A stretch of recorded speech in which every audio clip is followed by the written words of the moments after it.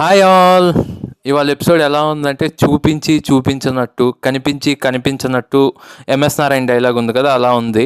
Twist reveal అయిపోతుందా అనిపిస్తుంది, కానీ అవ్వదు. కానీ ఇవాళ హ్యాపీ ఎండింగ్ ఉంది మన సీరియల్లో. చెప్తాను ఏంటో. సో జోష్నా హోటల్లో నిన్న వచ్చింది కదా, అక్కడే స్టార్ట్ అవుతుంది.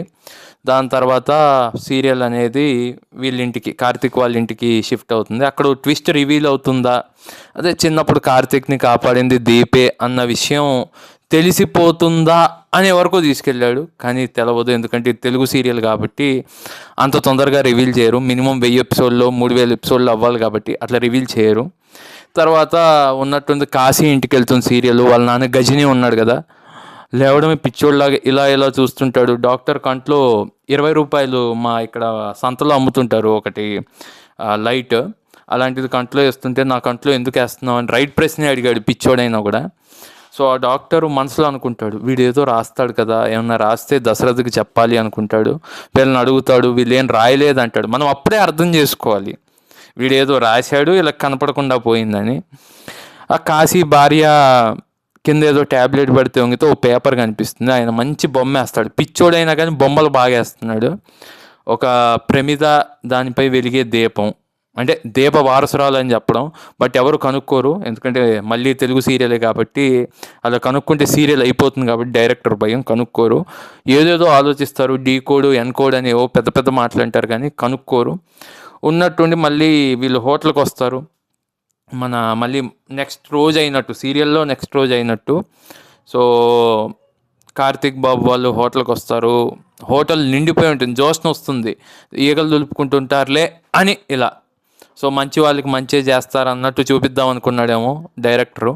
సో హోటల్ అంతా నిండిపోయి ఉంటుంది జనంతో కిక్కెరిసిపోతూ ఉంటే షాక్ అవుతుంది మన జోష్న. ఎలా అంటే నిన్న వాగింది కదా, నోరు మంచిదైతే ఊరు మంచిది అవుతుంటారు, నోటిదోల మంచిది కాదు కదా, ఈ మధ్యన చూస్తున్నాం చాలా.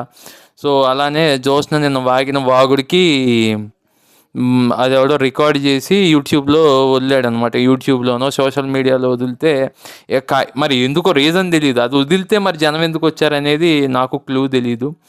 వస్తారు, అందరూ చూస్తుంటారు. ఒక ఆమె నించోని మరి రేటింగ్ ఇస్తాము, అదే వీళ్ళు అడిగితే 5కి 5 ఇచ్చేస్తామని చెప్తారు.